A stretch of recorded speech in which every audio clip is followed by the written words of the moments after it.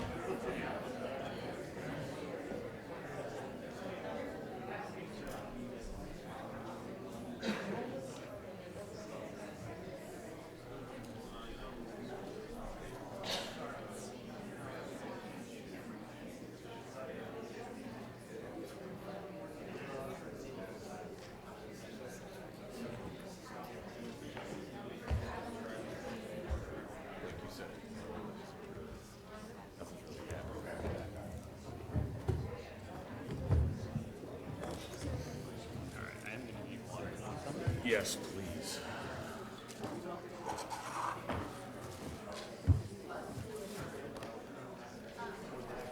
Thank you, sir. Draft here. Get you some water? Sure, thank you.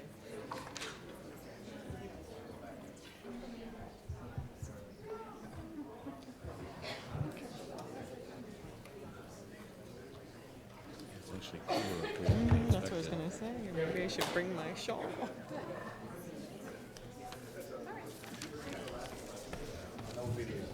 Grab my shawl.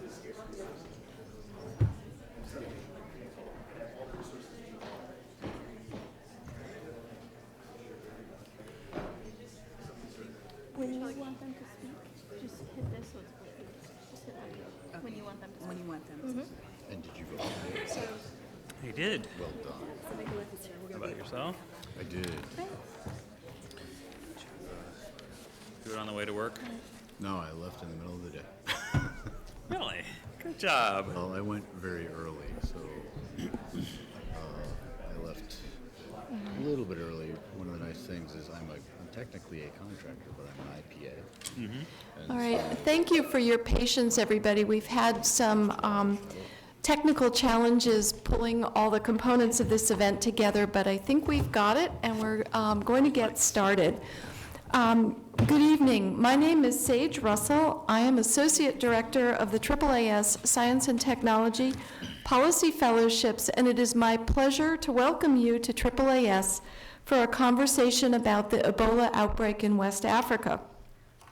This evening's program has been organized by the Global Health Fellows Affinity Group under the leadership of Linda Mabula and Anjali Shastri. Affinity groups are organized by fellows to enable them to focus on science policy topics of particular interest to them and plan events around them, like this forum, that draw others into the conversation. This event has come about through the efforts of current and alumni AAAS fellows in multiple capacities. In addition to Linda and Anjali, who organized the program, 3 of the speakers are current or alumni fellows, and many other fellows are serving as volunteers. I would also like to single out for special thanks Kristen Fusco on the fellowship staff, whom you just saw up here. Kristen has coordinated the logistics for this event, handled communications, including testing the remote connections for the speakers in Liberia and Sierra Leone, and has kept everyone moving forward together as this event expanded in response to the tremendous interest in the topic. Linda and Anjali have brought together a distinguished group of experts to present a range of perspectives on a subject of great concern to us all, and I will now turn the program over to them.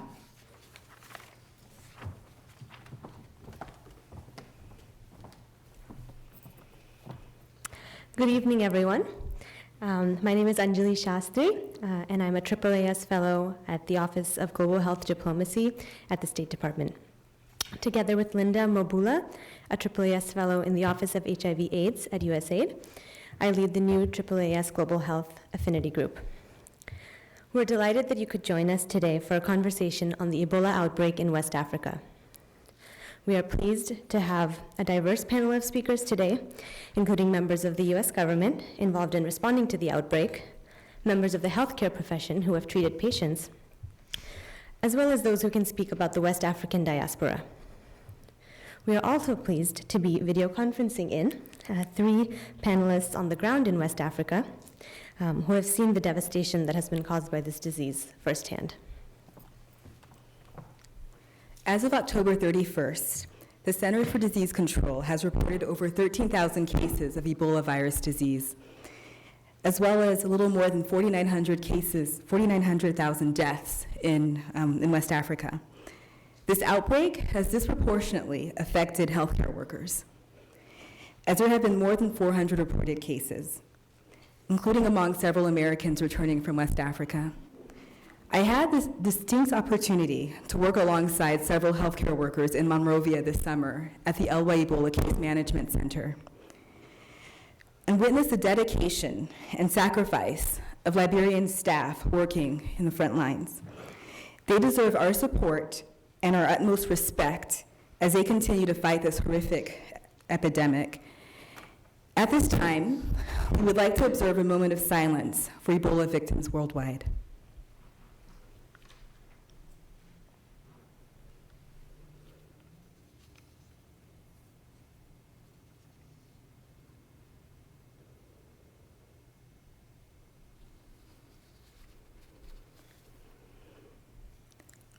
We would like to welcome all of our speakers and thank them for joining us this evening. We will briefly introduce each speaker, then turn the floor over to our panelists. We ask that you reserve your questions for the Q&A session at the end of the panel. First, we have Dr. Nicolette Wissin, who serves as a senior advisor to the Ebola coordinator at the Department of State. Then, via video conference, we have Dr. John Fankhauser, serving at the Elwa Hospital in Liberia, who has been involved in the Ebola response since its onset. We also have Mr. and Mrs. Dean, who work with the U.S. Diversified Power Company, and they are joining us from Sierra Leone. Back at the table, we have Dr. Aaron Firaved, Senior Biodefense Advisor in the Office of Health Affairs at the Department of Homeland Security. We have Dr. Stick Harris from the Alert and Response Operations in the Division of Integrated Biosurveillance at the Armed Forces Health Surveillance Center of the Department of Defense. And finally, we have Dr. Lisa Cooper, who is a professor of medicine at Johns Hopkins University and originally from Liberia. One note, if you are tweeting, please use the hashtag AAAS Ebola Forum. Without further ado, we'll turn the floor over to Nicolette. Good evening, everyone. I will quickly go through a little bit on the, is this on? Is yours on?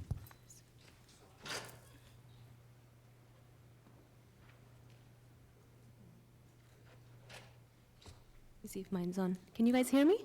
Perfect. Okay, why don't you use that? I will quickly go through a little bit on the U.S. government response. We have been really proud to say that we are doing a whole of government response to the epidemic in West Africa.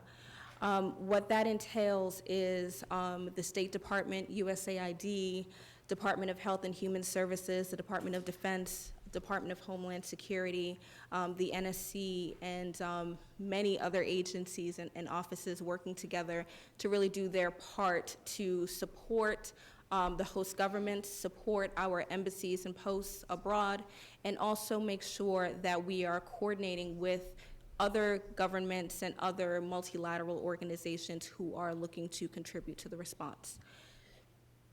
Within the State Department, we have created an Ebola coordination unit. Many of the agencies in the U.S. government have created various units to be able to coordinate a task force to respond. The Ebola coordination unit at the State Department is led by 5-time Ambassador Nancy J. Powell, who was most recently our ambassador to India. She has really taken the State Department's response and multiplied it in amazing ways. The State Department Ebola Coordination Unit has the role of leading on our international outreach and international engagement. So that has been our primary role. That requires that we work very closely with USAID and others to make sure that we have a sense of what is happening on the ground, what the needs are, and we can target our requests to the international communities in that regard. I'm sure many of you have heard President Obama say, we need to do more, we need to do it faster, we need the international community to be engaged. So that is our mandate, and we are working very hard to make sure that the entire international community is contributing, that they are contributing in ways that really match the needs that we're seeing on the ground. One of the complexities that we found with this particular crisis is that it is not quite like an earthquake or a hurricane. It's a public health crisis, and this is very new for the international community. It's a different type of response. Things are very dynamic on the ground. They change, sometimes moment to moment. And so trying to explain what the needs are and really being flexible and dynamic enough to respond to changing needs has been a challenge, and I think it's something that the international community has really begun to wrap their minds around and begun to step up around. One of the key pieces of our particular focus is supporting the UN system. So the UN has created the UN Mission for Ebola Emergency Response, which is their cluster system. It's their whole of UN approach to working on the Ebola outbreak in West Africa. So what that means is that the World Food Program, UNICEF, the WHO, and many other parts of the UN that have a part to play are doing it under the umbrella of UNMIR. So as UNMIR is standing up and they're building their capacity and they're really preparing to be the lead in the region, we are trying to make sure that they have what they need, that we can meet the capacities, that we can try to bridge any gaps that they may have so that they really are fully mobilized to really take this on and lead. It is not the intention of the US government to lead this effort alone. It's certainly not our intention to lead this for even the short term. So it's very important for us to make sure that UNMIR has the capacity that they need so that they are able to be fully maximized. So we've been working really hard to support the UN system, to support the posts that are in West Africa, making sure that our embassies have what they need, as well to support our DART team, which is the USAID team that is on the ground and doing all of our on-the-ground work, working with NGOs and the communities and making sure that we are able to constantly go back, figure out what they need, and then respond in kind and change our requests to the international community and making sure that we are constantly doing that and really bridging different parts of the international community with the host governments, with the people who are actually responding and doing the work on the ground. Thank you, Nicolette. We will now hear from Dr. John Fankhauser. If I was told my audio and my video are out of sync, so you're going to have to pretend that you're watching an old kung fu movie. But last Friday, I was in the hospital walking past the maternity ward, and I saw a young lady kind of tottering on her feet and obviously very sick. And a nurse was standing near her and told me she had a fever. This young lady then collapsed onto the ground and laid down and then began having convulsions. She was about nine months pregnant, and she hadn't had any vomiting or diarrhea. The nurse stepped back and I asked her to go get into a full PPE suit. I also quickly got into my full PPE suit. And we were covered from head to toe without an ounce of skin or an inch of skin showing. And we went to care for this lady, giving her magnesium and antibiotics and IV fluids. And we drew her blood and sent that to the lab for an Ebola test. And for 4 hours, we took care of her in full PPE, and then finally got the Ebola test back, which was negative. And we were all excited. We continued to manage her care and give her more antibiotics and medicines, and delivered a small but healthy baby. And she and her baby were discharged 6 days later. ELWA Hospital, unfortunately, is one of the very few hospitals, and maybe the only hospital in Monrovia right now that's delivering sick pregnant patients.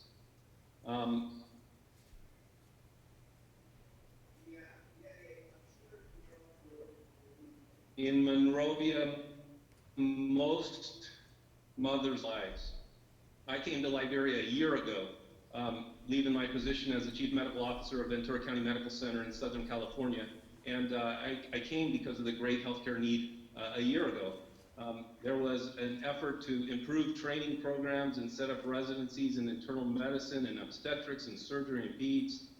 And at ELWA Hospital, which is a 45-bed hospital that's run by a Christian mission organization called SIM, we were hosting the the country's first family medicine residency program.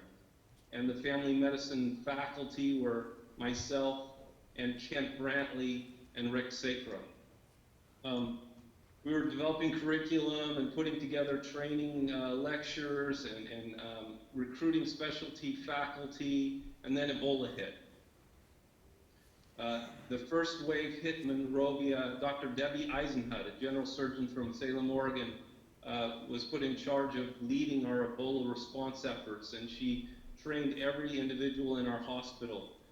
She set up a small Ebola unit in our chapel, and in that unit we saw the first Ebola patients in the second wave. Many of the Ebola units had disassembled during the interim between the first and the second wave. So we found ourselves as the only Ebola unit in Monrovia. So for several weeks we took care of patients in that chapel, and then we moved across the street into a larger 20-bed unit that grew and is now ELWA 2. Shortly after the move, Kent Brantley and Nancy Wrightwell got sick. An ER nurse at ELWA also got sick. A small group of us were caring for Kent and Nancy in their homes, but the ER nurse was being cared for in our emergency room because there were no rooms. There were no space in the Ebola unit. So we had to shut our hospital down, and our hospital was closed for 6 days. And with the hard work of Rick Sacra and Dr. Jerry Brown, we reopened the hospital, mostly for maternity care.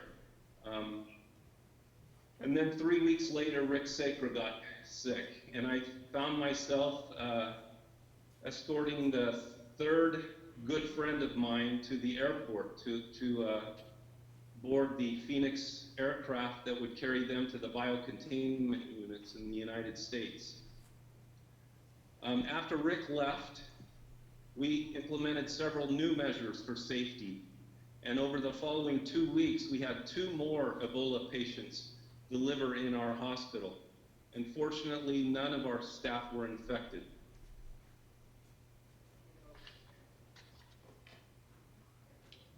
We now in our hospital have very full maternity service. We have a chronic illness clinic. We have a children's vaccine clinic, HIV care, and today we opened our walk-in clinic. Our medicine and surgery wards are about 1/3 full, and we remain committed to slowly and safely expanding our services. Many people have asked, what will it take to reestablish hospital services in Liberia? And I would say, first, need strong healthcare leaders. We need leaders who are committed first and foremost to protecting their staff. They need to have a vision of a fully functioning hospital that's protecting itself from Ebola. and they need to have a plan to get there. I've heard it said many times that you cannot steer a parked car. In Liberia, too many of our hospitals are currently parked. Second, we need to be absolutely and wholly committed to the safety of our staff. Every member of the staff has my cell phone, has Dr. Brown's cell phone, and we've instructed them, and they know that they should call us any time of the day or night if they feel at risk for an infection or they run out of their PPE. Facilities of all hospitals need to be redesigned to improve their safety, and we need a clear and regular chain of supply for our PPE. And then finally, we need more long-term volunteers, doctors, nurses, and healthcare leaders, people who are willing to commit 3 months, 6 months, a year during this crisis. People who will come and serve alongside their Liberian colleagues, taking care of patients, taking night call, being available to do surgery and deliveries, and essentially being in the trenches with the Liberians that we work alongside. The need right now in Liberia is immense. It's beyond what you can imagine. But I'm convinced that this is an opportunity for health professionals around the globe to step up, accept risk, and do something important for the world that we live in. Thanks. Thank you, John. We will now hear from Mr. and Mrs. Dean that are in Sierra Leone. Hello. My name is Sia, a registered nurse from Sierra Leone. Can you hear me? Yes. Okay. Sierra Leone's horrible Ebola breakout is a health disaster which is impacting all aspects of society and daily lives here in Sierra Leone. The Ebola situation in Sierra Leone is clearly not good. The death toll is rising and people continue to become infected. What is happening here confirms the idea that we live in a small world, indeed, and what affects one affects all. Sadly, recent reports and projections indicate that the worst is far from over. The crisis is accelerating. The healthcare system was weakened before the outbreak, which makes it even worse. Malaria, a major killer, has gone unreported for 3 months. Women no longer giving birth at health facilities. Contraception handouts have dropped by 70%, leading to fears of an epidemic of teen pregnancies and a doubling of severe acute malnutrition, killing children under 5, with mothers struggling to earn a living. We believe the numbers dying from this secondary crisis is eclipsed Ebola death toll. The world has never seen this before. The toolkit to fix it doesn't exist at all. It's very hard to see the solution without a real large injection of resources from the rest of the world. The world is not safe at all. Hospitals are poorly equipped. Shortages of nurses. The victims outpace the number of beds being built. Doctors are refusing to treat patients because they're afraid they're going to get infected. The 5th doctor died yesterday.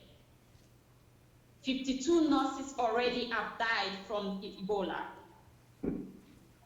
According to the World Health Organization, there have been 5,335 confirmed probable suspected Ebola cases in Sierra Leone, and 1,500 have died. Last week there was a patient who lost her mother, her father, her cousin. They were all lying there and the burial team couldn't collect them because there were no ambulances or vehicles available to do that. Again, last week, there was a 2-year-old child left in the house. The mother was buried, the father was dead. And he kept knocking on the door, calling for his father. No one to help him. The baby was infected too, and later died. In the city, in Freetown, Connaught Hospital, doctors are fighting to keep the hospital open for general care. The team converted a triage in the hospital into a 16-bed isolation unit in just 5 hours to treat people. Testing takes longer due to backlog. The labs are not sufficient. Ambulances not enough to pick the dead. No enough vehicles to do surveillances and contact tracing. So the infected are left roaming in the city. Right now, we have 500 of infected people roaming the streets of Freetown. We cannot trace them. In the district of Port Loko, up the coast, there are reports of people dying in patios and cups rotten in homes. One woman lay dead on the floor of the hospital after a struggle to give birth. Another patient is 38 years old, status weak. 8 people in the home. That's 8 people who now needed to be quarantined, but no bed. Next is an 18-year-old, status 28 weeks pregnant. Husband, sister-in-law, brother dead. Then there is a 12-year-old girl, status can't walk. In the house, Ebola is discriminate. Last on the list is a 1-year-old Ebola suspect. She is from a quarantine home with 8 in the house. An old police training camp converted into a 100-bed Ebola treatment center in 3 days last month during a 3-day lockout. We are impressed with the joint up-thinking of the British government's efforts with the 100-bed facility due to open in the suburb of Kerrytown and Freetown, and 5 more hospitals scheduled to open before the end of November. That's not enough. It's too long. We need something now. But while locals are converting buildings, schools, the British hospitals are taking two months to build, and there is skepticism that the remaining facilities will be built in 4 weeks. Time is against us. Kerrytown is part of the solution, but it's not going to be enough anymore. People are getting infected. They are taken to the hospitals. We need to separate them. We need to separate the infected from the sick. Until we do that, people are going to continue getting infected. When they are quarantined, there is no food, not enough people to supervise them, to watch them. When the people that are watching them, the few that volunteer to watch them, when they are hungry, they leave. Then the people that are being quarantined, they have to leave too because there's no food to eat. Time is against us. Kerrytown is part of the solution, but it's not going to be enough anymore. We've moved from 1 to 2 cases a day to more than 30 cases a day in Freetown. And by next month, maybe we'll be getting 60, 70, 80 positive cases a day. So that 100-bed unit in Kerrytown will be full in 48 hours. We would rather have 40 non-health service volunteers in the front line fighting this outbreak today than 400 in January when it may be too late. What is needed is the different strategy with dozens of small 10 to 15 unit beds which can be run by international experts. We need nurses. We need people to volunteer. The attitude of the international NGOs mean resources are not being deployed quickly enough. So the attitudes are changing. NGO experts flying in with sometimes patronizing ideas for a rotation of 1 month and flying back out doesn't help at all. We need the United Nations, WHO, CDC to deploy nationals from the diaspora to come to Sierra Leone to help the nurses. The nurses are weak. We don't have enough health workers, not even good ones. The nurses here are not trained to do assessment. When people are sick, when they're infected, they go to triage. They don't even know what triage is. They go and sit, take the blood sample, send it to labs, and check. That's the triage. We need trained nurses, trained doctors to come down here. We need the government to deploy the nationals. There are nurses, there are doctors in America that want to come to Sierra Leone. They will be employed for 6 months instead of the 6 weeks. The 6 weeks is not helping at all. As long as Ebola remains in Sierra Leone, I don't think the world is safe. The longer it continues in this country, the worse it gets for the rest of the world. The situation is a big problem. It's not getting better here at all. In addition, right now the government has about 150 beds. They need 1,500 beds. So right now, things are worse. The healthcare workers, we need about 5,000 healthcare workers, 3,000 nurses, 700 doctors, and about 1,300 personnel. That will help the situation also.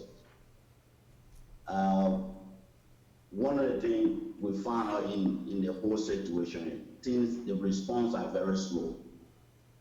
There's breakdown in trust between the government and the donors. Inadequate resources. These are the things that is breaking down communication in this place. To get this country moving, we need help, and fast. Things are slow. We need to move real quick. People are dying every day. And right now, that's how the situation looks like. We need volunteers, and we have to talk to the Sierra Leoneans to come here, and they are willing to come. You need people that already knows the culture, that already knows the people, that the people can trust and talk to them. That's what you need in this area. And I think that's what we have for now. The lab, when they only have, for 6 million people, they have 150 labs. They have a huge backlog because it takes 3 to 4 days before you get your test. But they need 600 labs so that the test can take shorter. When they take your sample to the lab, it can take 2 hours for them to have your results and read it to you. But because they don't have enough labs, it takes 4 days, 3-4 days before you get your result.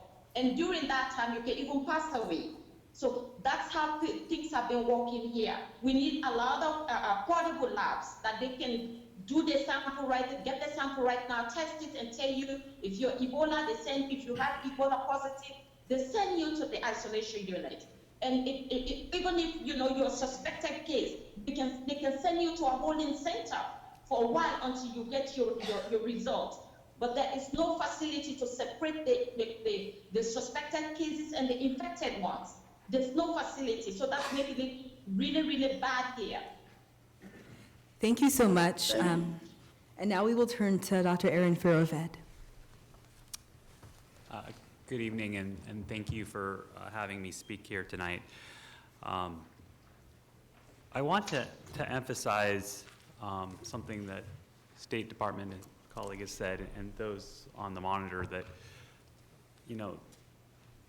and as President Obama has said, probably the single most important thing that we can do to prevent a more serious outbreak here in the United States is making sure that we get what is a raging epidemic right now in West Africa under control. that is both something important to do from a humanitarian perspective, but it's also important from a homeland security perspective. And so, we have participating in this whole of government layered approach to addressing the threat of Ebola. And not only do we work with our interagency partners, but we're touching across all components within DHS. We rely on FEMA, the Federal Emergency Management Agency, to help support CDC and HHS with incident command support as they focus overseas and as they focus on addressing the response here in the United States. Our Science and Technology Directorate works with the CDC to develop scientific assays for both detection and diagnostics, and they're working right now to adapt those for use in West Africa. They are helping to contribute to our understanding about the persistence of this virus on surfaces that are commonly encountered in a hospital setting, whether it's plastics or ceramic surfaces or stainless steel. So these are kind of questions that will support both our international response as well as our domestic security here at home. So the way we look at addressing the homeland security perspective starts then far away from our borders. It starts with that robust response overseas in the country. And that's why the actions of CDC, USAID, State Department, and Department of Defense are so critical for aggressively addressing this problem on the ground. If you take one step back from that, then you're looking at the travel, international travel of people from the affected countries and trying to make sure that we don't spread this to other countries within the region or in other places in Europe or Asia. And so that's why it is important that the countries have worked so closely with CDC to put in place exit screening in which people's temperatures are taken, they're asked about risk assessments. And that's important not only to prevent ill travelers, but it serves as a deterrent. It's for people to wait to travel when they're feeling well. So, if there are concerns expressed about a particular individual who may be intending to travel, we do have mechanisms in place. If we're alerted by appropriate medical health authorities such as the CDC, we can have the airlines prevent them from boarding and traveling to the United States. We also work closely with the airline community.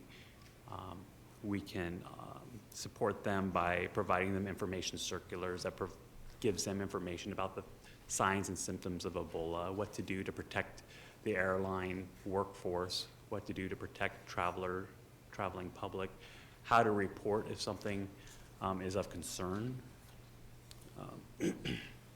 So there are actually no direct flights between Liberia, Sierra Leone, or Guinea to the United States. They go through a number of countries around the world.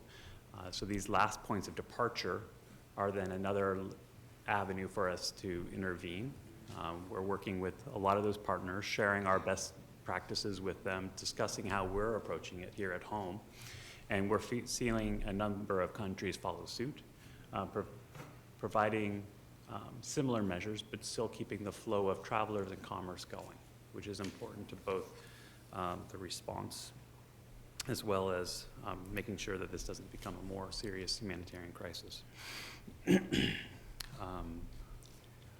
We are already from countries around the world, 94% of the people traveled here through one of 5 airports as their first point of departure. So what we have done is focused our attention on those 5 airports, and we have then funneled the remaining 6% or so to arrive within those airports today. So now if we're leaving those last points of departure, now we're actually in the air. There are a mandatory requirements for airline crews to report to the CDC any deaths or illness on board. so that if there is a problem, when they land, they're met by healthcare professionals, as well as DHS, CBP, TSA as required. If you actually go several thousand feet below that, the U.S. Coast Guard plays a similar role. The U.S. Coast Guard is aware of the last 5 ports of call. They know where they've been traveling for the last month or two. And similar to the obligation of airlines to report to the CDC, there's an obligation of ships' crews to report to U.S. Coast Guard about any ill travelers inbound for the United States. And similarly to the TSA that provides information circulars to the airline industry, the U.S. Coast Guard has maritime safety bulletins that help provide similar amounts of information to them. All right, so we're continuing our travel back to the United States. We have now arrived at one of the 5 airports. We have placed enhanced screening at those airports. So actually, regardless of where they're coming in, all CBP officers have received CDC public health training, how to look for overt signs of illness, what are the characteristics and procedures then to follow after that. This passive surveillance includes looking for those overt signs of illness, knowing what questions to ask, and how to notify public health officials. The travelers that have originated in these 3 countries or transited through them are identified through a variety of mechanisms. Most likely it's the automated targeting through their travel itineraries, but also looking at their passports, seeing where they've traveled in the last 21 days, the passport stamps, interview questions. If someone has a travel history through those 3 countries, they're referred to a secondary screening, and there they'll have their temperature taken with a non-contact thermometer, asked risk questions about things that have occurred in the last 21 days, or whether they've been feeling ill recently. If there is a concern about the temperature or the risk profile for the preceding 21 days, then they'll be asked to go see CDC quarantine officers who are located at those airports. And they'll do a more detailed public health assessment. And they'll provide their recommendation back to DHS about the continued processing of that individual for admittance into the United States. On extremely rare occasions, they can then arrange for transportation to a hospital. While that has occurred on a few occasions, fortunately, no overtly ill passengers have been at risk of Ebola at this point. So the persons are now within the United States. There's still a lot of activities that take place that DHS supports. I've mentioned some of the work that FEMA and S&T have been doing. We at the Office of Health Affairs provide medical and health expertise to DHS. We serve as that public health interface between the public health community, state, local CDC, as well as the law enforcement community that largely resides at DHS. We are kind of coordinating the Ebola response within the department in support of our operation components. We provide workforce health protection guidance. We went out to the airports and made sure that they knew the correct way to don and doff their PPE.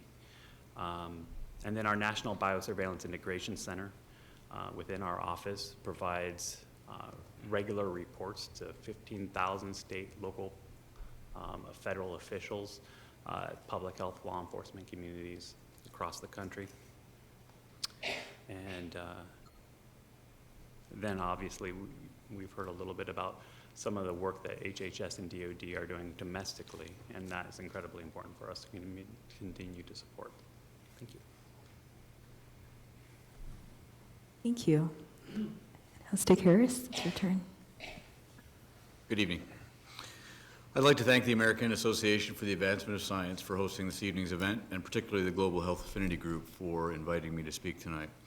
I should also say that the views I express tonight are my own and do not necessarily reflect the official policy or position of DoD or the U.S. government. My name is Stick Harris. I head up the Alert and Response Operations Team within the Division of Integrated Biosurveillance at the Armed Forces Health Surveillance Center in Silver Spring, Maryland. AFHSC acts as a small CDC-like entity that works specifically on medical surveillance for the DoD, including military personnel and their beneficiaries, as well as DoD civilians. The Division of Integrated Biosurveillance is a relatively new group, working on bringing information from across the DoD and the interagency in support of those biosurveillance efforts. Alert and Response Operations, or ARO, is responsible for the ongoing monitoring, verification, and dissemination of information on any health event globally that could affect DoD assets or personnel. That means we track an awful lot of stuff. Ebola first appeared on our radar in mid-March when we identified multiple confirmed cases in Guinea. It was reported by WHO on the 23rd of March, and 4 days later, with case counts starting to spike, the outbreak was definitive. Almost immediately, suspected cases showed up in Liberia, Sierra Leone, Mali, and Ghana. Those latter three were then negative. However, Liberia was positive and began smoldering. In early May, we actually started to think that the outbreak was burning out when WHO reported an entire incubation period of 21 days had passed since the last case. However, right before Memorial Day weekend, several cases popped up in Sierra Leone, along with 4 new areas surrounding Conakry, Guinea. And in mid-June, Liberia, who had not reported any locally acquired cases in over 2 months, exploded. The train had left the station. In late July, an American businessman traveling from Guinea through Ghana and Togo arrived in Lagos, Nigeria. We all held our breath while Africa's biggest city, with over 11 million people, quickly developed 20 cases.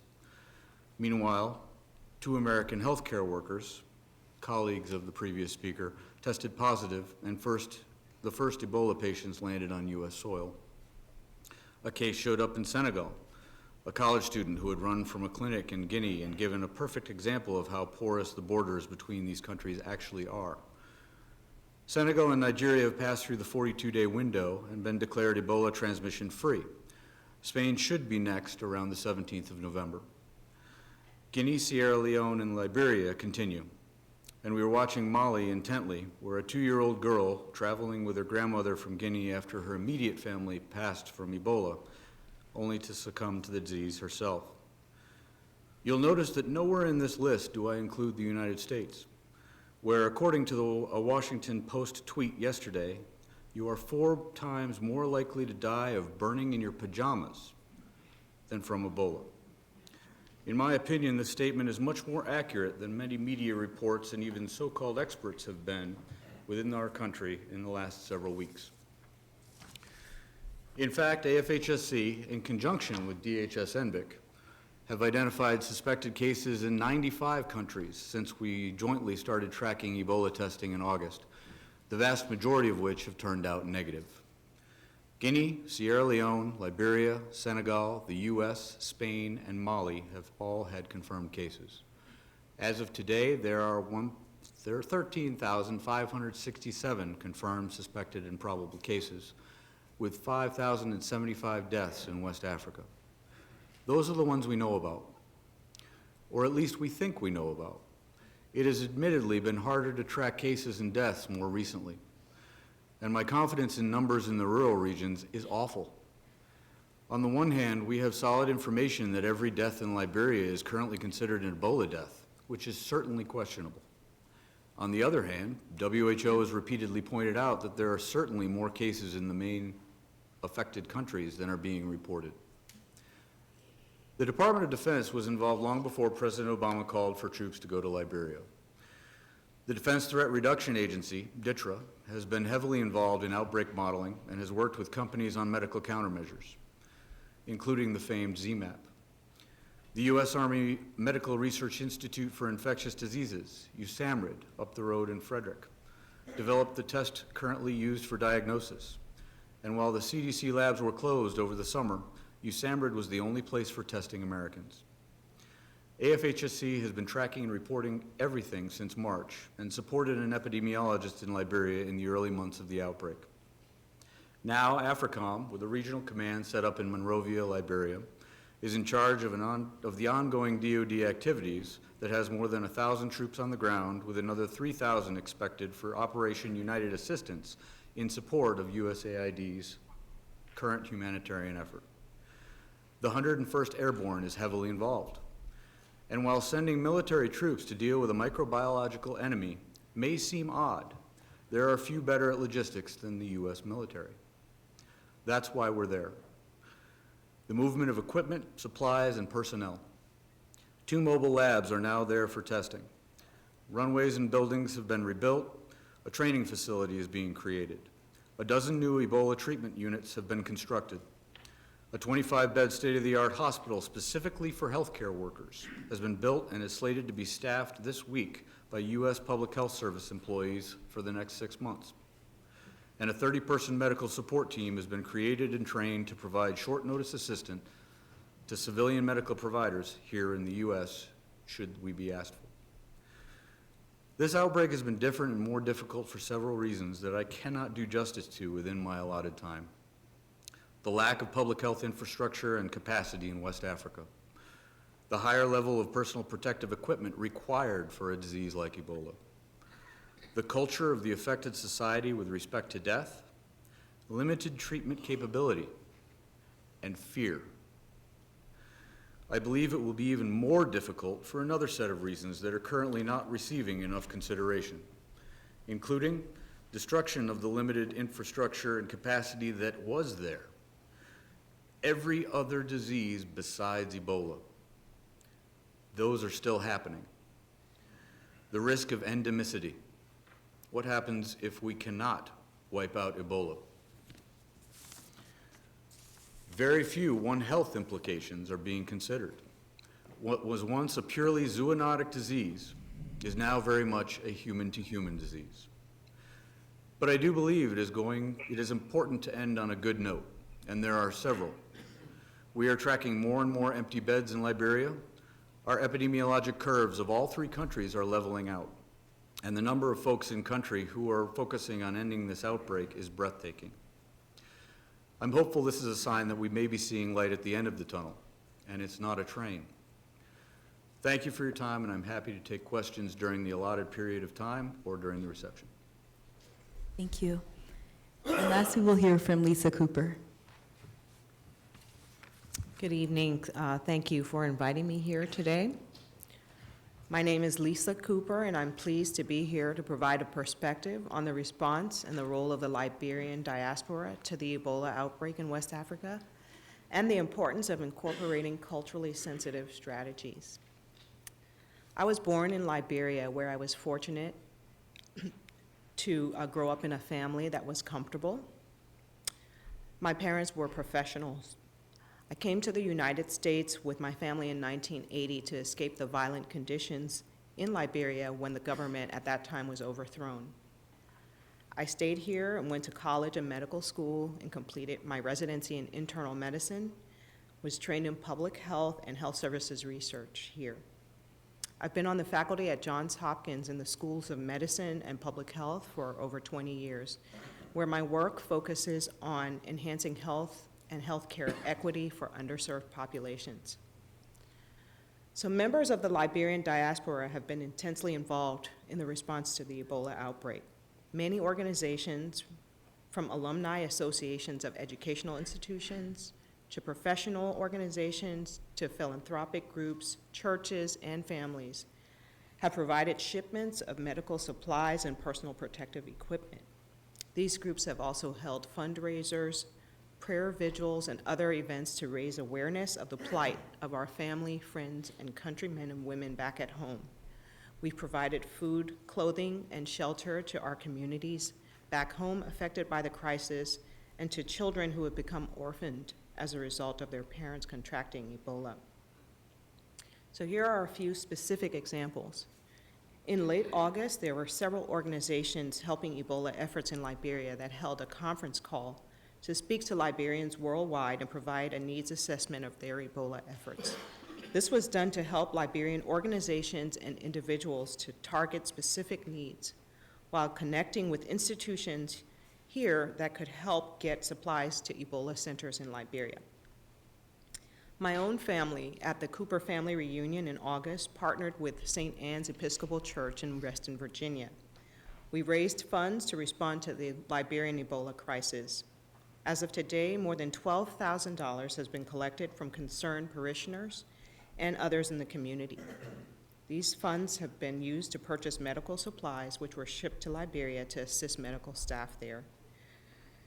St. Anne's, along with other faith communities, have also recently hosted a candlelight vigil for West Africa to offer the community here a time to pray, to learn, and to act. I serve on the board, and I have helped to raise funds to support an organization called Last Mile Health. This is a Boston-based nonprofit organization that has partnered with the Liberian Ministry of Health and Social Welfare. Last Mile trains and equips a network of frontline health providers in rural health centers in Liberia to recognize the signs of Ebola, to isolate, refer, and treat affected patients, and to educate communities to prevent further spread of the virus. I've also worked with my colleagues at Johns Hopkins to host symposia for faculty and students to increase their knowledge of the situation in Liberia and to encourage them to offer their support. Our hospital, Johns Hopkins, like others in the U.S., has facilitated the shipment of supplies and equipment to hospitals in Liberia. Many of you may know my cousin, Helene Cooper, who is a reporter for the New York Times. She has written recently a very deeply and insightful front-page article in the New York Times that describes her recent visit to Liberia and describes the resilience of the Liberian people in the midst of this horrific crisis. An organization called Marylanders for Progress, which supports Maryland County in Liberia, has also sent supplies such as personal protective equipment, infrared thermometers, nitrile disposable gloves, masks, boots, raincoats, aprons, long gloves, medical disinfectant gallons, spray containers, and drums and faucets to a university called the WVS Tubman University in Liberia. That university works with the county health team to educate citizens on preventive preparedness and awareness. The Alpha Kappa Alpha sorority here in the United States has partnered with the chapter in Liberia on a major campaign of community forums to educate the Liberian population about Ebola and how it can be contained. They're also working with a chapter in Liberia on a bucket challenge, where sponsors can buy a bucket for $20, which includes a supply of Clorox and soap, which will kill the Ebola virus when used to wash one's hands after physical contact with another person. And I can tell you, I've spoken with several relatives in Liberia who tell me that there's one of these buckets outside every single home in Liberia now, and that everyone, including children, knows that they need to use these buckets and these disinfectants. Yet, there are still culturally sensitive approaches that are critical at this time. In our culture, you may have heard about some of this. Kissing and hugging each other are customary in the course of our daily interactions, and especially during times of celebration or mourning. These are signs of our affection for one another and of our respect for our elders. It's been really difficult to impress upon our community that touching someone who may have Ebola could be deadly. The idea of quarantining oneself for 21 days away from family and friends is almost inconceivable, as is the idea of being unable to visit or care for a loved one who is ill. Even more radical is the idea that a loved one's body could be placed in plastic bags and taken away for burial by complete strangers. These are radical ideas for traditional people who are accustomed to caring for their sick and burying their dead in very specific ways. Slowly, those of us who are health professionals and those who have been educated about the Ebola virus have helped to convince our family and friends here and at home of the danger of these behaviors when someone either has been exposed to Ebola, has gotten ill, or died from it. We've been able to impress upon our community the importance of working with authorities and following the instructions of health professionals. But this work is being done by acknowledging the sacredness of our cultural beliefs and practices, and by showing respect for the humanity of each person, family, and community affected by Ebola, by including trusted members of the community in our efforts at outreach and education. As immigrants in this country, many of us have been further stigmatized by the media reports and by the resulting fears that we will spread Ebola among people in this country. Many of our children are being ostracized at school. The recent illness and death of Thomas Duncan, our fellow Liberian, who sought help at a Texas hospital and was sent home only to return days later in a much worse state, has raised questions among many Liberians regarding the cultural sensitivity and the equity across race, class, and ability to pay of the U.S. healthcare system. So far, to our knowledge, he is the only person treated for Ebola in the U.S. during this outbreak who has died. Could it be that he received care too late?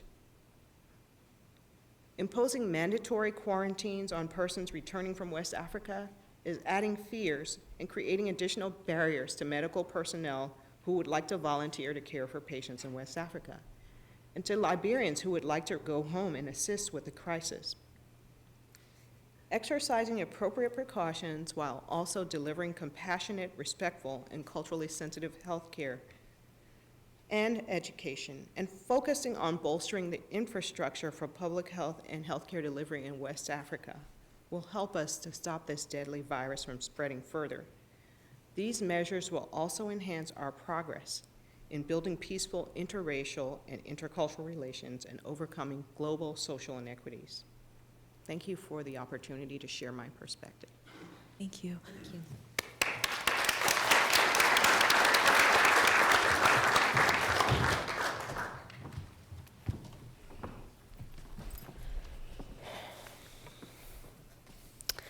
At this time, we'd like to ask that open up the floor for questions. And we request that you use the mics on either side of the room. In addition, if you could direct your question to one panelist, and then others are welcome to chime in. And please keep your questions brief so we can get everyone's questions answered. Thank you. Thank you. My question, I'm Joshua Stowe. I'm a computer scientist here in the DC area. There seem like there are three kinds of people who are involved in this crisis, or they're directly involved, physically involved, and those are the people who have to be involved because they're there, the people who really, really, really want to be involved because they've volunteered to go, and then finally the people who've been drafted into the response by our government. But where's the financial incentive? Is there a fourth kind of person? Is there, there's hazard pay they've talked about for nurses here in America. Is there a significant financial incentive to be involved physically with the project over there, like on the ground? I don't know who I'm directing that question to. Perhaps John Frankhauser first.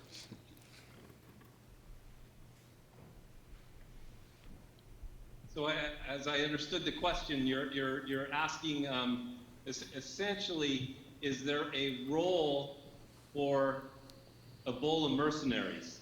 And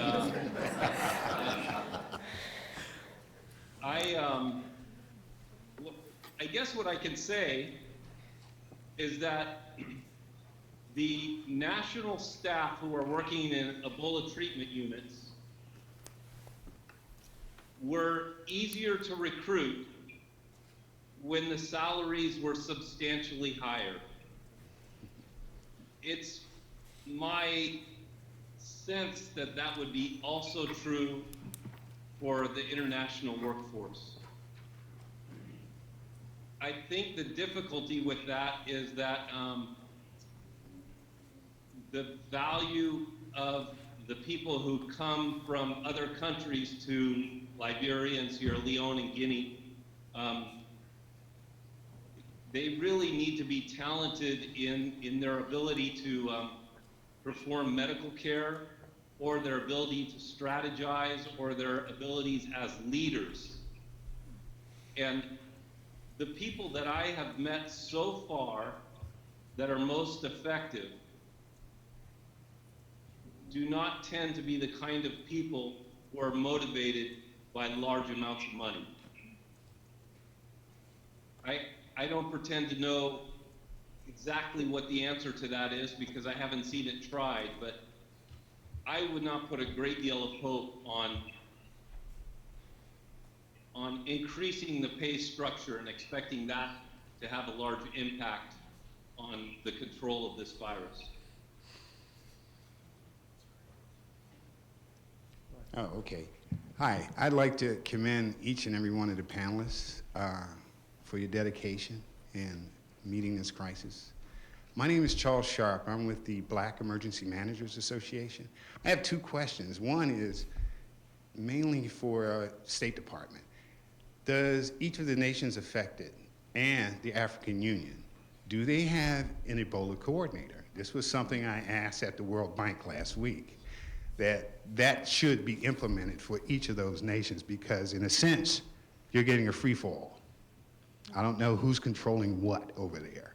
The second question is, and something I mentioned even to the Sierra Leone ambassador and at the World Bank, is that I'm an optimist. I see this will end.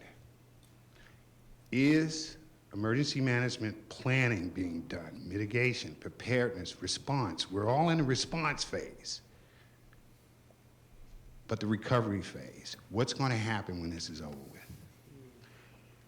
Is the African Union, and this was something that was planned in February that I know about, excuse me if I'm taking up enough time, but they were implementing an African Center for Disease Control and Prevention, their version of the CDC. How is that progressing? Because all the funding now is for response. And one of the things I mentioned at the World Bank is that they should set something aside for the recovery, for implementing that. It's good that there was a 4-hour turnaround on identifying Ebola from a laboratory response. But now we have to start looking at the future. What's going to happen with their public health system, education system? They need more doctors. We need more doctors here in the US. What is going to happen in terms of education and training? I'm working with some universities here, the HBCUs, on emphasizing that. We need more healthcare workers worldwide. But that was it. Yeah? That was it? Yes, that's it. I'll take the first one first. It's easier in a sense. So where's the AU? What the AU has done is created Operation ASEAWA. So ASEAWA is the AU support of the Ebola outbreak in West Africa. What that is intended to do is to recruit healthcare workers from the AU member countries, train them, and then get them into the ETUs, the Ebola treatment units, and the community care centers and the hospitals that are in the 3 affected countries. So that has been the primary AU effort. What we are trying to do right now from the US government perspective is make sure that Operation ASEAWA is as functional and as rapid as it can possibly be. The World Bank recently announced a donation to the AU, to Operation ASEAWA, specifically to do end-to-end preparedness and training for the operation to be functional. What it will essentially entail is healthcare workers being recruited from the AU member states, being screened to ensure that you have the right people going out to respond, being trained, making sure that they have both the basic training around PPE, understanding how to screen, how to treat, but then also having that live training. So that is not small. It will be probably about 3 weeks of training for each of the healthcare workers, and then being able to deploy them. The first, I believe, 2 tranches of the AU deployment have already happened, but there are more healthcare workers being recruited. So that's what's happening in the AU. I do also want to mention that the African Development Bank is doing quite a bit of work as well. And one of the interesting things that's coming out of AFDB is work on Ebola and gender. So I think as the AU is thinking about the immediate response right now and recruiting healthcare workers and trying to bridge those clear gaps, you also have groups like the AFDB who are thinking about the immediate, the midterm, and the long-term effects as it relates to issues like gender. So that's the AU piece. The emergency plan and the secondary effects and kind of the long-term pieces, there have been 4 pillars to the USG strategy. And the first one is, I think, the piece that you hear the most about, which is the immediate response. But there is also mitigating secondary effects, which deals with issues of food shortages, it deals with gender issues, it deals with the lack of a primary healthcare system. All of those secondary effects are really in the second pillar. The third pillar is thinking about streamlined operations and strong leadership. And that last fourth pillar is build back. So we have begun to think about this. We've begun to get groups who are not working on the immediate response, strategizing, planning, beginning outreach to think about what it is going to take to do sufficient build back. So there are conversations that are starting. I think what will happen is as the outbreak begins to slow, I'm an optimist as well. As it begins to slow, it will become more concrete what those strategies should be. But I think the conversations are beginning to happen. There's a sense of what the secondary impacts have been that will inform that strategy because, as you mentioned, it is bigger than Ebola. So I think the conversations are happening. They will begin to ramp up, but right now there is, a raging epidemic, so we're focusing most on controlling the rate of infection and transmission. But once that is controlled, there will be a shift, I think, very quickly to thinking about not just the secondary effects, but the build back. Hi, I have two quick questions, one for Dr. Cooper and the other for Dr. Harris. Dr. Cooper, my name is Ashraf Al-Fiki. I'm a medical officer at EMIS, which is a Rockville-based CRO. And we have been subcontracted by the U.S. government to manage and initiate the current clinical trials, the phase 1 clinical trials for the Ebola vaccine. So my question for you is related to the drug development, particularly the vaccine development that is currently, kickstarting for Ebola. Many in the field, in discussing the clinical trials that eventually will assess the efficacy of current vaccines, are debating when the clinical trials are designed, the placebo ethics of such trials, and whether the placebo arm in a country like Liberia, in a pivotal trial that would involve thousands of patients, the argument with or against giving a placebo to a sick patient in that regard. So, coming from the academia, I wanted to hear your input on the RCT, or the randomized clinical trial design in that regard. Along the same line as well for Dr. Harris, I was really impressed with the efforts of your unit at DOD, and my question as well is regarding the therapeutic, on the other hand, ZMapp, that has, gained a lot of fame in the past few weeks, and I know that DOD, the U.S. government in general, and DOD was supporting the development of ZMapp since some time ago. My understanding is that there has been some challenges with scaling up the manufacturing of ZMapp to meet the demand that is currently expected. I'm interested to hear your comment on that, and what are the DOD efforts in finding perhaps alternate routes or alternative products for Ebola therapeutics, and to increase the scale up the manufacturing of ZMapp. Thank you. So I get the easy question. Yeah, thanks. No, I think that it's a very complicated issue. I think that, short of actually having evidence that this vaccine works, I think that it's going to require some really thoughtful approaches to how such a study might be designed. If people are being enrolled into the trial who are completely asymptomatic and who don't have any contact, known contact with Ebola at the time that they're being enrolled, I mean, I suspect, I would guess that it would be reasonable to present the real risk of or versus benefit of being involved in the study. If we don't know whether the vaccine actually works or not, those persons might be offered, very prompt medical attention at the first sign or symptom of illness. But, with the understanding that the vaccine is actually the reason for the the study is that it is an experiment, that we don't know, in fact, whether it does save lives or not. If the vaccine is being given to people who are already symptomatic or already exposed, then you're running into more of a complicated issue where I think you sort of have a dilemma as to whether you can actually ethically provide a placebo to someone who you really believe is already exposed or at risk.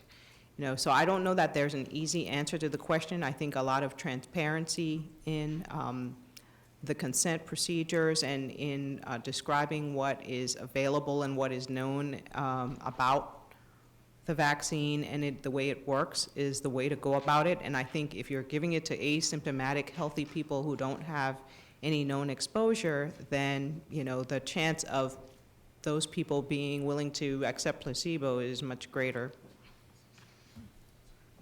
Before I start on the answer to my question, which is the harder one, let me tail on that one and mention that just after WHO announced this outbreak back in probably about April, they did convene a committee to discuss the ethics surrounding the use of experimental vaccines and therapeutics. And I would encourage you to visit their website because I believe they have some documentation based on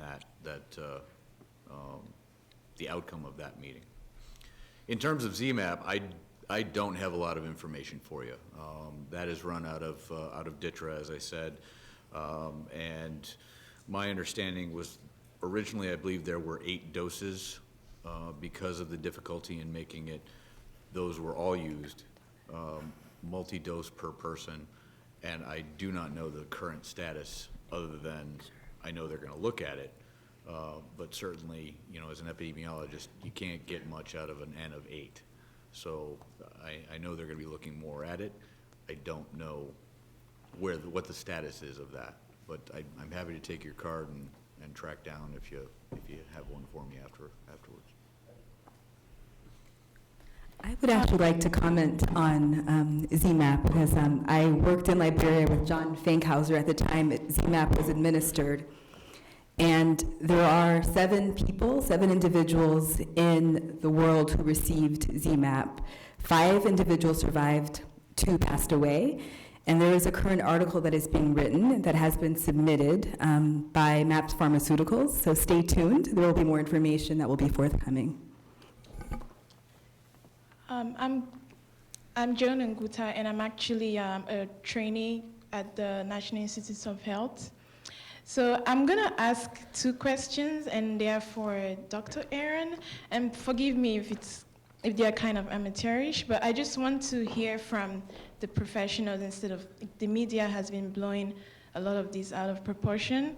And my first question has to do with the U.S. government's decision not to ban flights, ban any flights coming out of the infected countries. I mean, I'm not supportive of a complete ban, but I kind of thought that instead of 150 individuals coming in every day, maybe it could be limited. So that way, it would be easier to confine the virus and channel resources towards actually taking care of the situation. And that way, it would also be easier to monitor at maybe 25 instead of 150 people. And I just want to know why this is not considered. I mean, instead of the same number coming in. And the second question is, so when we had the 2 first scares, like suspected cases, one at Howard University Medical Center and the other one at Shady Grove, there was just this fear in this area. And in fact, I went to the grocery store, and one of the people, like customer service attendants, was using a glove to collect money. So somebody asked him, why are you wearing a glove? And he said, oh, because of this Ebola scare in this area, and I don't want to get, you don't never trust this government. I don't think they are doing good and doing enough. And I told him, well, just so you know, those 2 cases are not actual cases. It's been confirmed that they are negative. And there's just this scare, and also this can also affect people at the airport. If somebody is coming into the airport and has a fever and it's not Ebola, and coming in from those infected countries, there's just this paranoid that, you know, those people can be stigmatized, and it's traumatizing emotionally. Like, how is the Department of Homeland Security ensuring that the officials at the airport are actually informed that they have to be careful with how they treat people? You know, as seen with the case with Nurse Hickox, I just want to know what is being done to make sure that the officials are just professional and not stigmatize people and embarrass them, and it turns out it's not Ebola. Yeah. So this is, I think, going to require a couple of us to answer. You know, as I said, and as President Obama has said, you know, our best defense here in the United States is a good offense overseas. You know, we are hearing from our international colleagues at the State Department and USAID and CDC that, you know, to maintain that robust response in Sierra Leone, Guinea, and Liberia, that, you know, it is important that we are able to move healthcare workers in. It's important that, you know, goods and services continue to be supplied. I mean, if people are hungry, they leave the places that they are, right? And so, you know, you cannot limit the robust response in country. And so, you know, that's really why it's important that we maintain these travel corridors. You know, as far as, you know, treating people professionally, you know, we wholeheartedly agree. The president has said, I've heard my secretary say it today, that, you know, the healthcare workers are heroes. They're putting themselves on the line. They deserve to be treated with respect. Now, it doesn't mean that we don't take sensible precautions. And, you know, CDC is the public health lead for our country, and they offer certain guidances, but state and locals, public health, maintain jurisdiction over those communities. So sometimes you will see disparities between the two. But as far as treating people professionally, I can only speak for CBP and what I've heard, which is that people are efficient and they are treated with respect when they come in through these airports, and that's something that they have focused and worked on very hard. You know, they are taking precautions, but you know, I haven't heard anything negative to the contrary at the moment. The travel restrictions are actually something that we've worked very hard to encourage the international community to avoid. We've been working very hard to ensure that travel flows remain open and that travel bans are not the alternative to having a strong public health infrastructure and a strong preparedness capacity.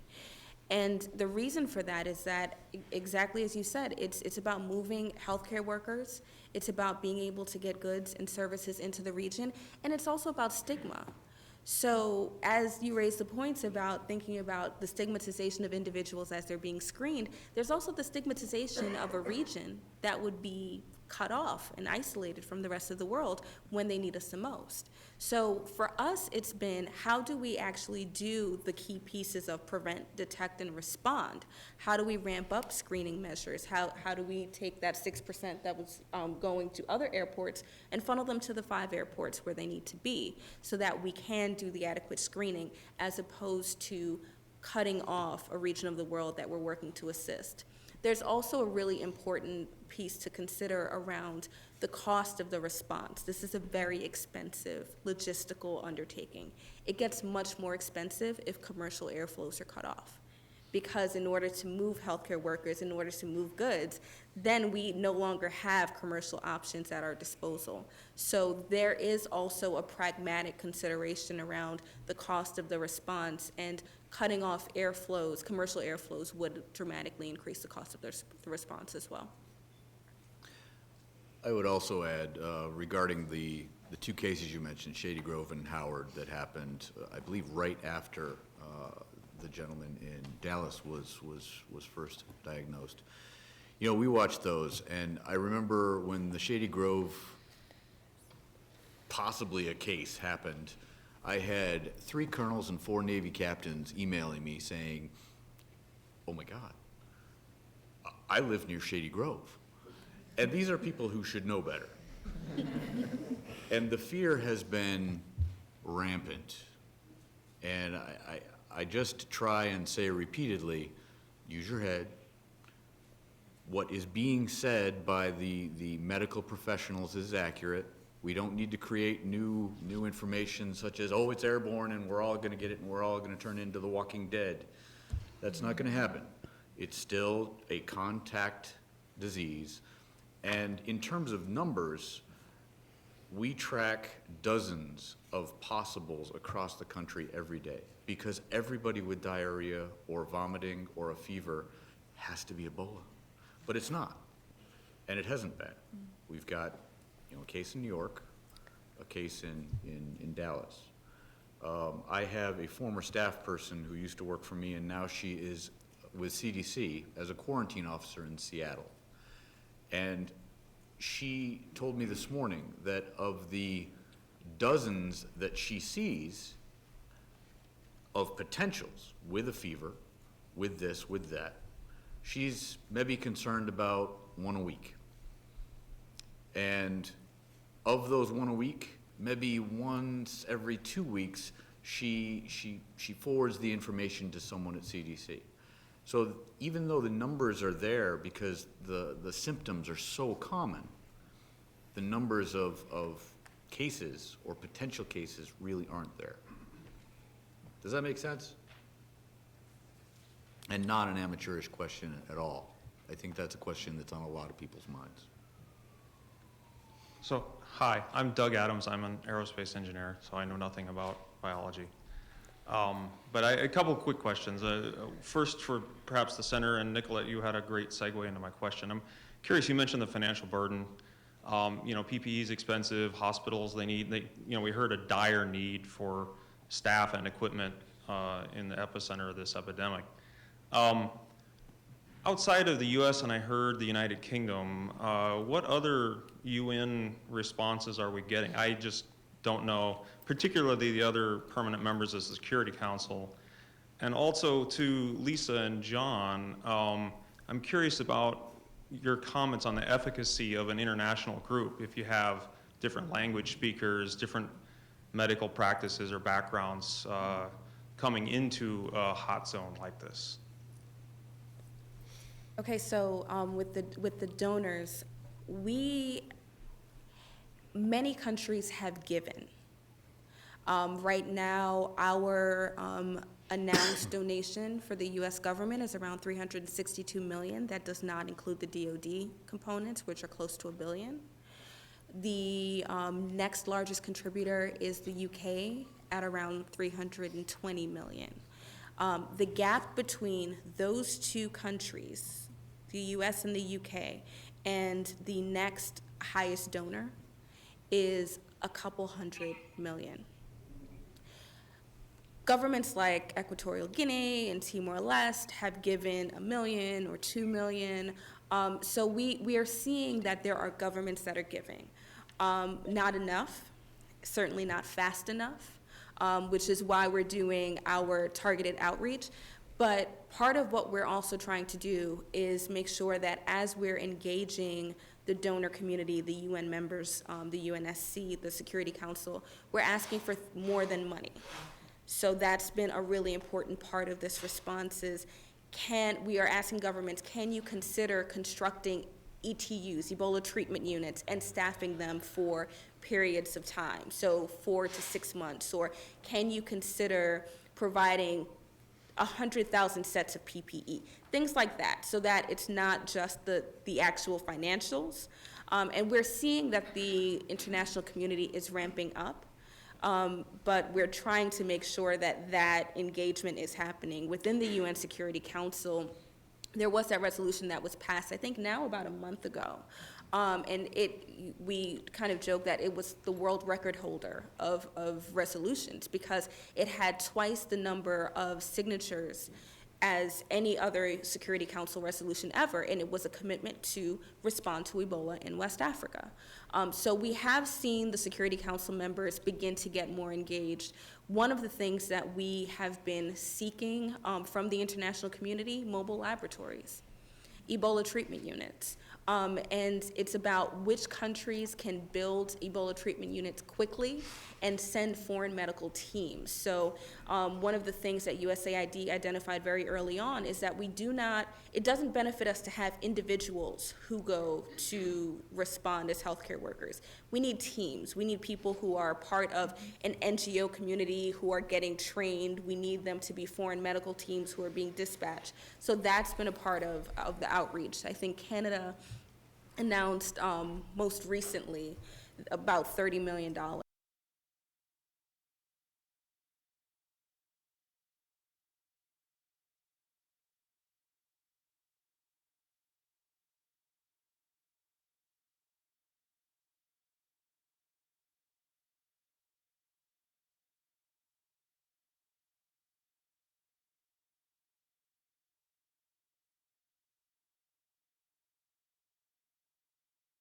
Month or 6 weeks, we've seen more of a ramp up from the international community.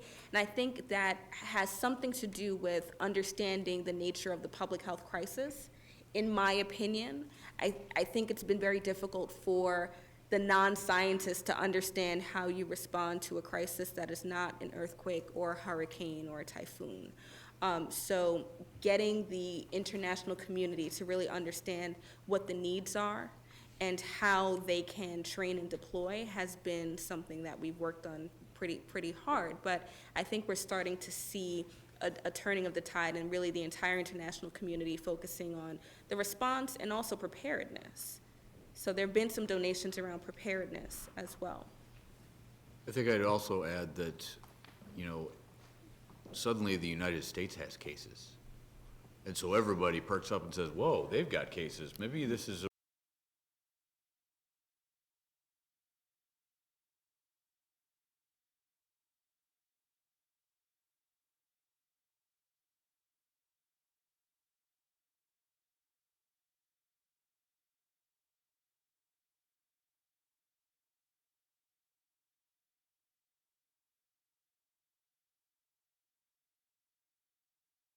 has been one of the few hospitals that has steadily been ongoing in support.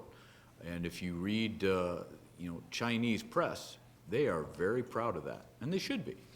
But it doesn't get a lot of press here.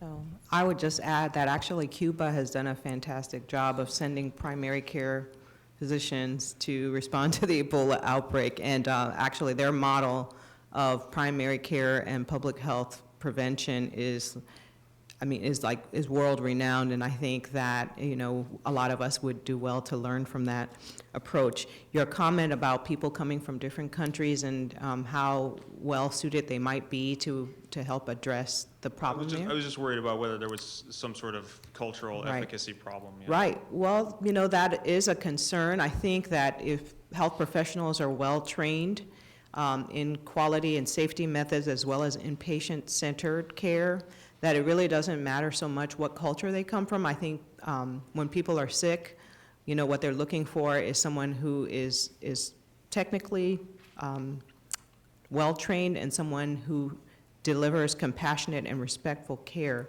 And I think with all the personal protective equipment that people wear that, most patients probably can't even see the person who's taking care of them anyway. So it's more about the nonverbal behaviors and, other things that a health professional could bring. I think where the value lies in bringing health professionals who are in the diaspora, who are from those countries back home, is that it's a morale booster to the people who are at home to see some of their own coming back. It also, those professionals can serve to train other health professionals, even if they're not actually doing healthcare delivery.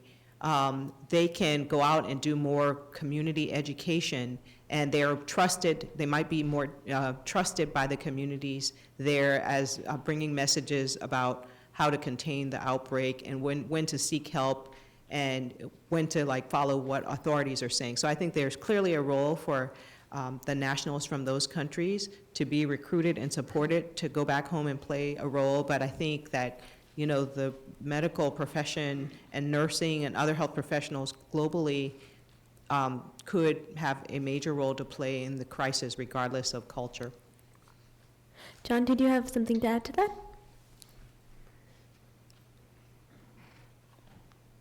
I don't hear you. John, did you have something to add? Yeah, actually, I've been in this for 6 months now, since April, and I would say in the last month there's finally a substantial presence of Americans in Liberia in NGOs here. But up until now, quite honestly, more Belgians, French, people from Italy, Germany, UK. It has not been a predominantly American NGO response. And I think as a nation, we're a large nation, and we stand for this kind of thing, and I hope as the months go on we see a much more significant presence of Americans around the table as we respond, not just government officials and those from the military, but right now, you know, MSF, Belgium, MSF, France, World Health Organization, international medical teams, OIM, Save the Children, they're staffed by predominantly other than Americans. So I think the international community in the NGO stance, I'm not sure that the governments have responded very briskly or robustly to this, but I believe as American NGOs or as American citizens, we can do better with our volunteerism. Just one other thing about Cuba I wanted to mention. We gave a moment of silence in the beginning for those lost to Ebola, but Cuba actually lost one of their team this past week to malaria, which was sad to see. Go ahead. Thank you. I just wanted to give a follow-up question for the gentleman who had the question regarding the production of ZMapp, the experimental therapeutic. I actually work for the office in the Department of Health and Human Services that is funding and also assisting with the scale-up of the production of this material. We actually recently awarded a $25 million contract to MAP Pharmaceuticals. Our organization is called the Biomedical Advanced Research and Development Authority, or BARDA for short. So just to give a real back overview, the ZMapp product itself is actually composed of 3 proteins called monoclonal antibodies. And the way you manufacture it now is you actually grow it up in tobacco leaves and then you extract it and purify it. There's some challenges to growing proteins in tobacco plants. For example, they have an innate mechanism that when they recognize a foreign protein is being produced in the leaves, it actually shuts down the proteins. It shuts down its production and starts to break down the proteins. So this is a process that we are working on optimizing, as well as optimizing the purification strategies as well. There are other organizations, and both governmental and non-governmental, that are also looking at other strategies, for example, working in more traditional systems like mammalian cells. We are also looking at increasing the areas in which we grow the tobacco plants at other sites across the United States as well. And one of the other techniques that actually our partners at the Department of Defense are overseeing is what they call dose-sparing studies. That is to say, the dose that we're using right now for ZMapp is relatively high because that's what was shown experimentally to work in monkeys. But the question that we have to answer is there any way we could try and lower the dose that we're actually using and still get the same kind of effective result, thereby being able to give more people doses using the same amount of drug? So those are just some of the different avenues that we are exploring right now to make sure that we can get as much of this therapeutic out into the field as possible. Thank you. My name is Rachel Cumberbatch. I am also a AAAS fellow and a veterinarian working at the EPA. My question is about trust. What are the lessons that we have learned and able to build trust in these communities? Trust to ask questions and also trust to report. So Dr. Frankhauser and Dr. Cooper, I'd be curious to hear from your perspective. And Dr. Harris, in your opinion, what role can the non-physician medical experts play in this? We've seen Ebola go from a kind of a bushmeat and a trafficking issue to a companion animal question as well. What is a veterinarian's role in building trust in the community? They go first, right? Yes. Okay, good. Okay. Well, I think one of the things that we've learned from this outbreak is that there is quite a deep level of mistrust of institutions, including government, as well as healthcare and science and research. We've seen that in underserved communities here in the United States, and we see it in West Africa as well. I mean, there's been a history in Liberia of a lot of civil unrest and war, and you know, so as a result, there's not a whole lot of trust in the government or in a lot of institutions there, and I think it became magnified with this outbreak. Honestly, you know, I'm sure everyone did the best they could, and we're continuing to do that, but I think that we have an opportunity here to really begin to work with trusted members of the community. I don't think we've probably drawn enough upon the strengths of the clergy who have the trust of many of the community members. Also, people who are native to certain communities who grew up there and maybe, you know, went away and became members of the health professional or the scientific community who may still have some level of trust from the communities from where they came. I don't think we've actually worked with those individuals enough. I think, I also think relying a lot on foreign nationals to come in and deliver messages to the communities and to deliver the care, I think that there's a role for that, but I think that, you know, we really have not built upon the strengths of the people who are in Liberia, who have some of the strengths that with connecting with the community, with educating the community about this issue and dispelling the fears and the myths. So I think we've seen the mistrust that I think a lot of us knew was there, but I think some people weren't aware of the depth of it and the seriousness of it. And hopefully we've learned some lessons and we'll be doing things a little bit differently moving forward. Yeah, and I would just echo what Lisa said. I think she said it better than I could. The trust issue has been such an enormous deterrent to public health measures. And it's very clear that there's not a great deal of trust of either government or people from other countries who come in to give instructions or guidance. That being said, there's really a remarkable amount of trust for community leaders, more so than in any country I've lived in. And I really think that the current approach of targeting community leaders and having them help develop isolation units or community isolation units and helping them develop community education programs has been effective. And I think we have to look at who is trusted in the country and have them out front carrying the message. So veterinarians, do they have a place in the ongoing Ebola outbreak? Most of you know that originally Ebola it's presumed to come from bats and or bushmeat, or a combination thereof, and from human exposure to that meat.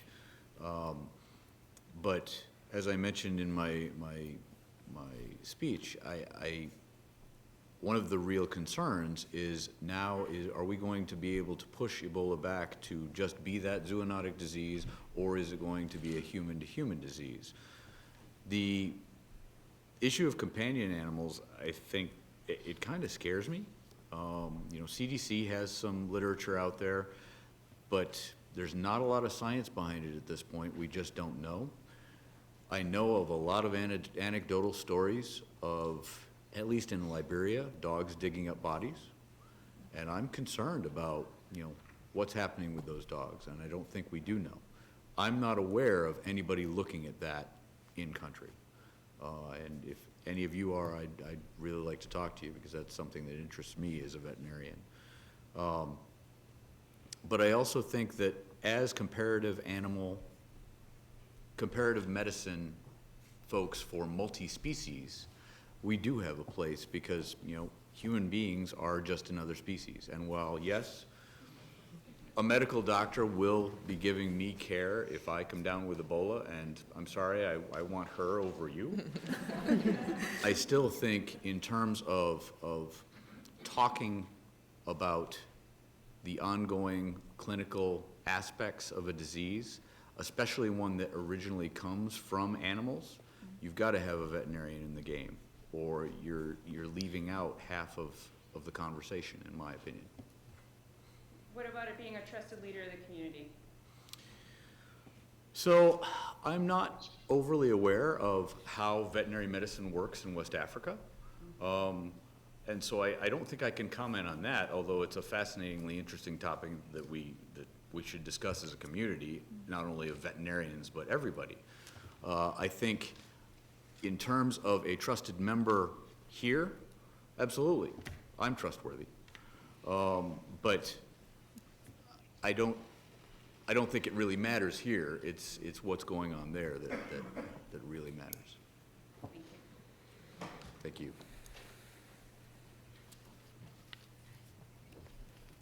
Can I reach? Okay. Hi. Thank you so much for speaking tonight. My name is Anna. I'm also a trainee at the NIH, and I wanted to comment on the rampant fear that one of the questioners already spoke about. As Dr. Cooper has said, cultural sensitivity is important in dealing with this crisis, but I suppose human sensitivity is also something that we should also think about. Unfortunately, we are irrational beings, but in terms of the trust issues, is there anything being done about actually addressing the potentials of Ebola, the symptoms, the myths, in the US and in other countries where Ebola, the outbreak is not actually prevalent? Because unfortunately, even though the potential for the outbreak here, for example, is low, there is still a potential for it. And I think when you tell people that you're being irrational and that, oh, you're being silly, there's no, you're not going to get it, it does not mean that their fears are going to diminish. And so is there perhaps just more of a benefit in providing educational resources to say, okay, these are the myths, these are the truths. If you get these symptoms, instead of reporting immediately to the nearest hospital and clogging the system up, maybe you quarantine yourself this way or go here. And I mean, we see with the nurse who flew to Cleveland that the infection can happen. And I don't know how she quarantined herself, and I don't know how the monitoring of her family is going on, but perhaps she knew what to do. So if instead of telling the US public and in other countries, don't worry, nothing is going to happen, but perhaps if it did happen, here's what you should do. That's my first question. And my second question is, for us small people who are not doctors or nurses, what can we do, apart from donating, of course? Thank you. I can take the first question, and I'll dabble on the second one. Around preparedness and how we convey those sorts of messages. Domestically, the CDC has a lot of information that is on their website that they've put together in terms of guidances that are designed to inform individuals, also designed to inform state and local health officials so that they have toolkits with which they can work. They have been diligent about creating a lot of different conference calls and convenings of sort to be able to answer questions, provide briefs, give updates. So that's what's happened domestically. And I think there's more work to be done, and there's a lot of energy in that direction. internationally, for the State Department, we have public affairs officers at every single one of our embassies and posts. And so what we've been able to do is work with our public affairs officers to make sure that they have information, that they have resources, if there's possible programming that could be done, if there are campaigns that they could begin to explore, but simply being able to answer questions, being able to have some basic information. We are working with the WHO on ramping up our preparedness response. So right now we have 3 affected countries. So we're thinking about Liberia, Sierra Leone, and Guinea, but we're also thinking about the surrounding countries. We're thinking about the rest of the world. How do we ensure that there are resources that are available so that if there is a case that pops up in another country, we are able to respond? A part of that is messaging and ensuring that people have information about what to do, who to call, how not to panic. Here are the things that you can do. And so we've been really trying to work to support the WHO in that regard around preparedness and making sure that whatever resources are available for us, that means making it to our posts, our embassies and our posts, and then kind of giving them the mandate to say, here are the things that you should do, here are the things that you should relay from government to government, but then consider programs, consider other options. And I think that is the type of thing that you will continue to see ramp up in the next few weeks and months.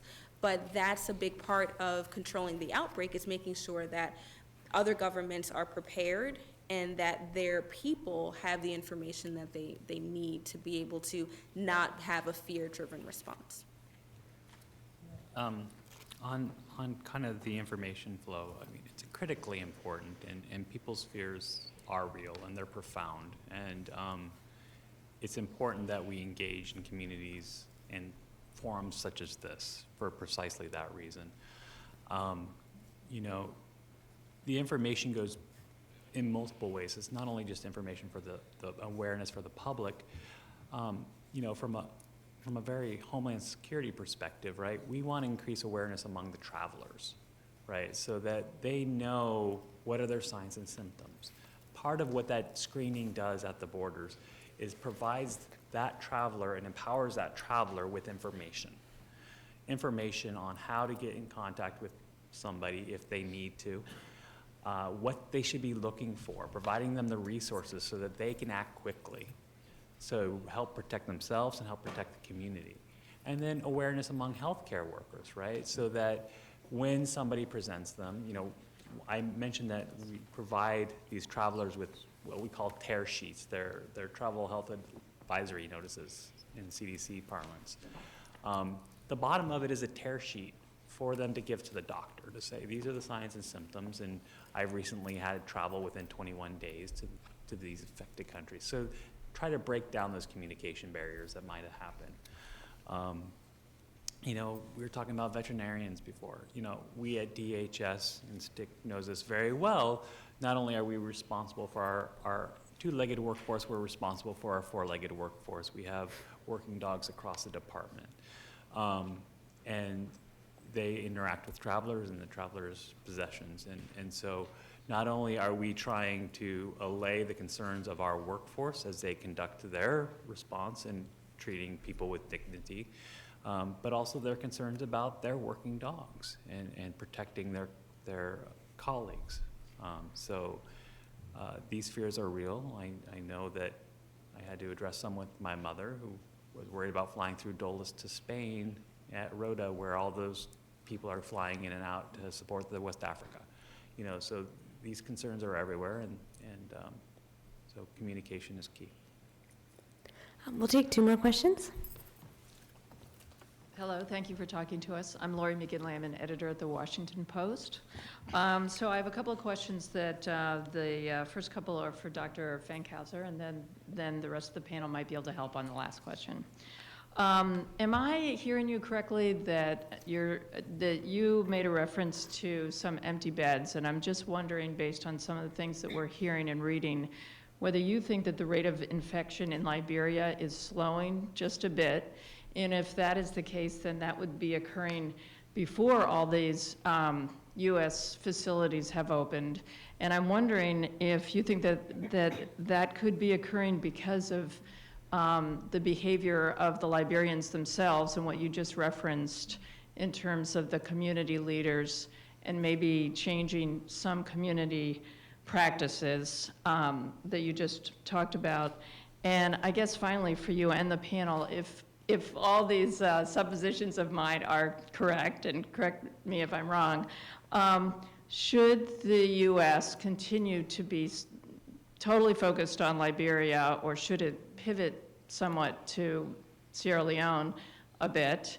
And are there lessons that the other countries could learn from Liberia if things are improving there just a bit? And I'm sorry, that was such a long question.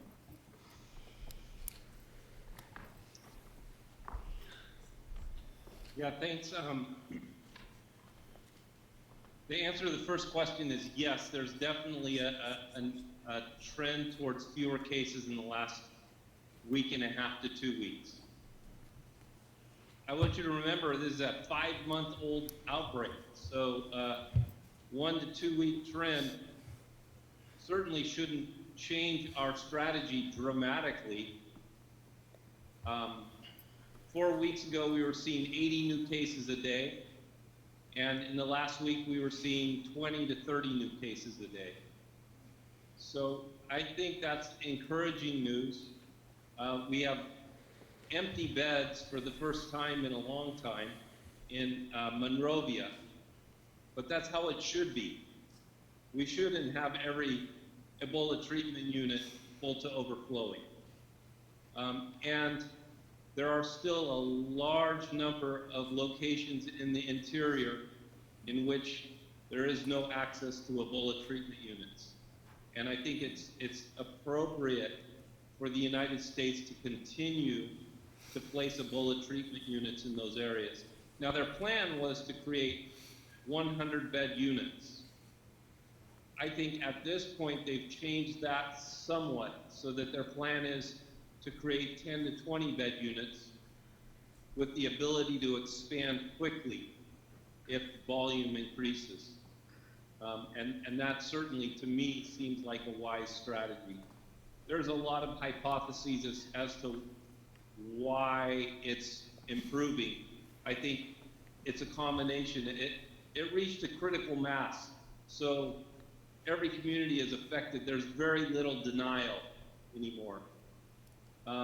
Community leaders have really enforced good public health.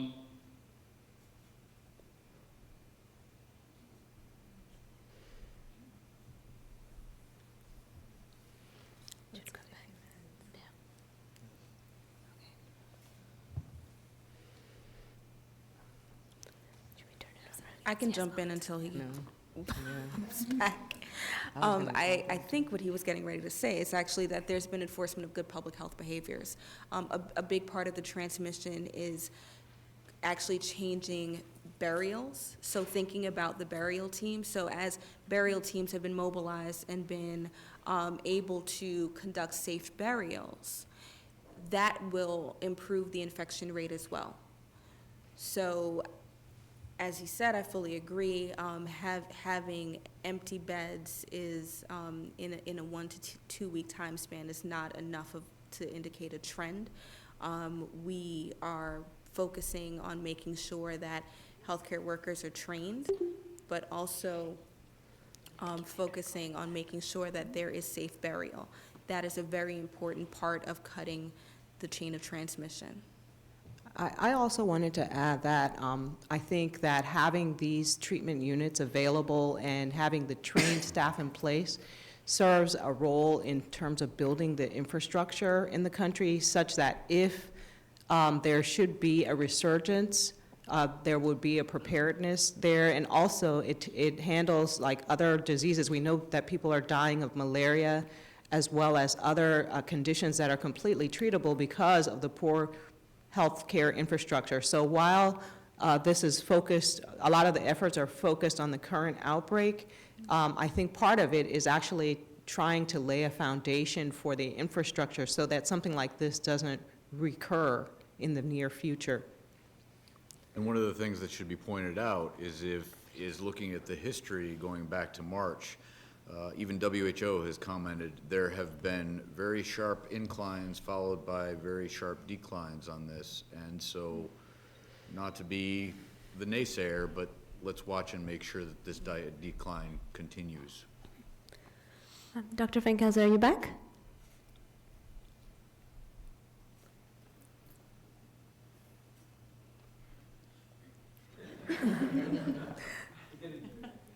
Are you back? I'm sorry. Okay, go ahead. Please go ahead. I don't think you can hear us. Okay. I have to, I'm just rejoining you. Was there a question, or are you asking me to continue? Continue where you left off if there were any additional words you wanted to provide.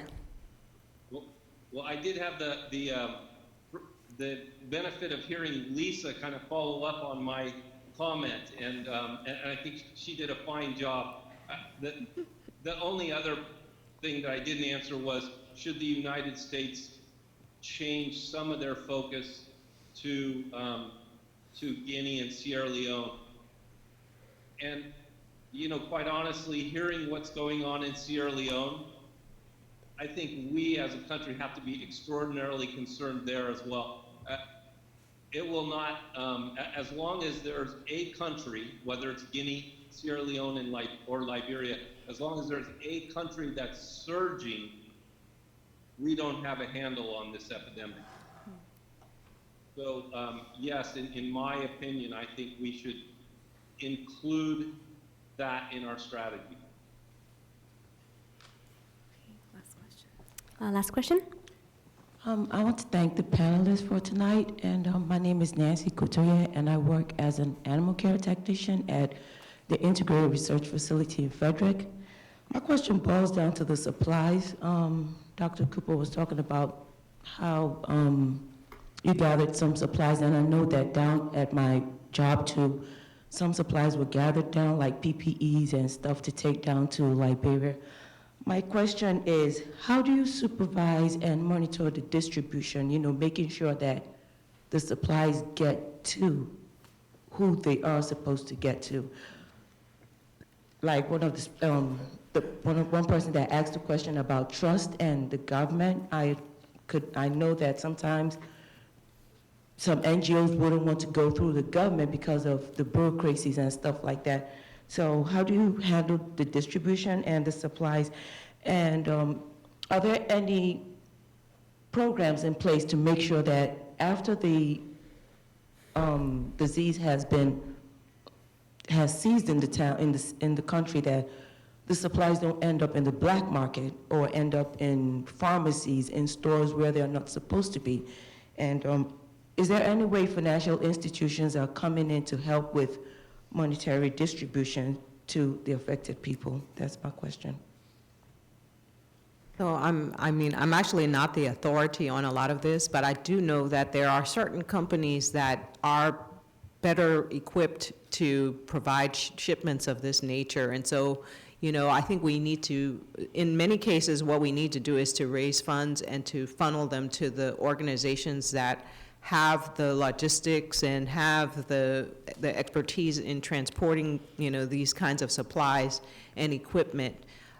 Short of that, I think if you actually do want to provide donations of supplies and equipment, then it's worth having a discussion with organizations that are already on the ground doing work there, and asking them how they would like to receive, or whether they can come and take delivery of the supplies and the equipment that you're sending. I don't know the answer to your other question. I haven't heard much discussion about what would happen to the supplies and equipment after the outbreak is over. I think that is like a concern that's there. But again, if you work with organizations that have a commitment to this problem, have long-term experience, and are able to provide you with the right services to deliver and to store these equipment, or to even train people in how to use it appropriately, then you're more likely to get the result that you're looking for. So in some cases, it's better to just donate the funds than to actually go about collecting equipment and supplies unless you have a clear organization or strategy to get it to the right place. I can say for PPE, at least the personal protective equipment, because it's non-perishable, the WHO has been working on creating a stockpile. So for the governments that are donating PPE, the idea is that there would be a regional stockpile of PPE that would be distributed through the UN Humanitarian Air Service and other logistics carriers. So that allows for there to be one place where all PPE is going as a hub and then distributed. What happens after? I think that depends on how much is left, if there is PPE left.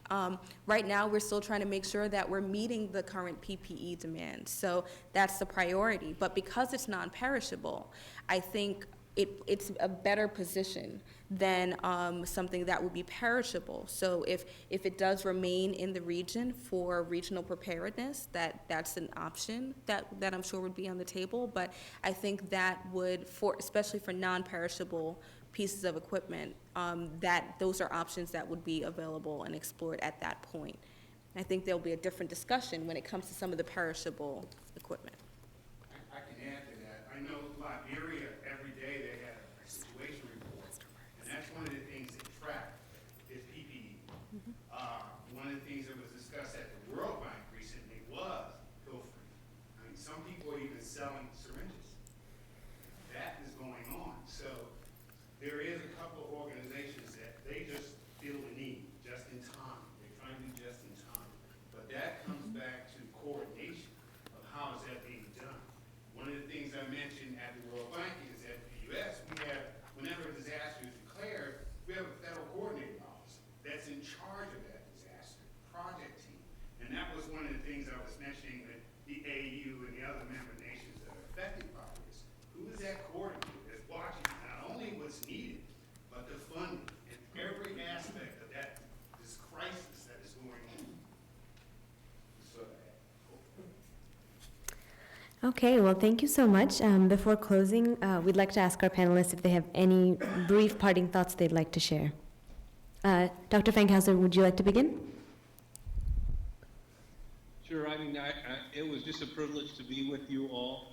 I think when I read the media and I look on the internet, there's such a stir in the United States, and people are appropriately concerned that this is not an outbreak that involves the United States. But I really appreciated tonight's discussion being about West Africa. This is a West African problem. This is a problem that's afflicting so many people that it's really beyond what you can imagine. And I really encourage people to continue to redirect the discussion to how can we best address this problem in West Africa. But thank you. Thank you. Nicolette? Thank you for the opportunity. Thank you for convening. I think this is a great panel, and being able to actually pull together parts of government, parts of the diaspora, and having a science-based conversation is really important. And I would encourage, especially the AAAS fellows in the room, to continue to seek opportunities to do some of that, because I think the science communication that we can do as fellows and as scientists and as medical professionals is a really important component of this. I just want to thank you again for the opportunity. If I could just echo those sentiments, the impact that the fellows can have on the government and a real impact overseas and here in the home is extensive. It's not a day that goes by that I don't run into my former colleagues. So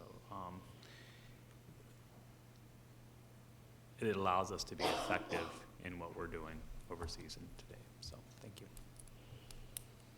Likewise, I thank you for your time and attention. And I think if I had anything to add, it would be, regarding that fear that both of you talked about, the way you fight fear is with knowledge. And you being here is a good way to start fighting that fear, and spreading that knowledge to other people is just going to help that. So I'm just going to say thank you as well for inviting me, and that it's, you know, I've been honored to be a part of this conversation. In parting, I would just like to ask all of you who are doing work out there, how can what you're doing contribute to reducing inequities in health and in healthcare? Because I think this outbreak is only one example of how inequities globally contribute to insecurities and affect all of us in a negative way. So, you know, in everything that you're doing, consider how the work you're doing could be used to improve opportunities and enhance opportunities for health and social equity.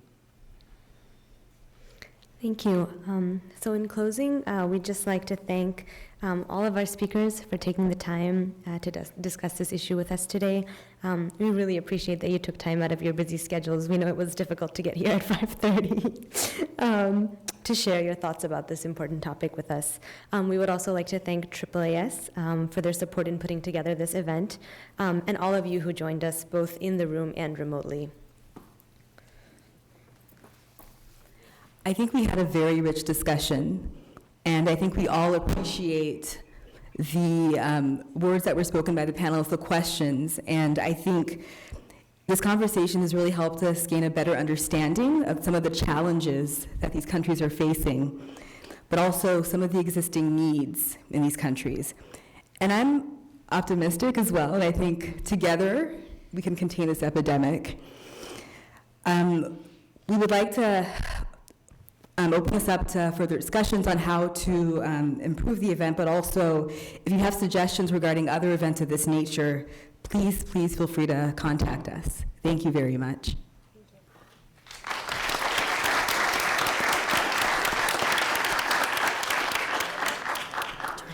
Please join us for a reception outside.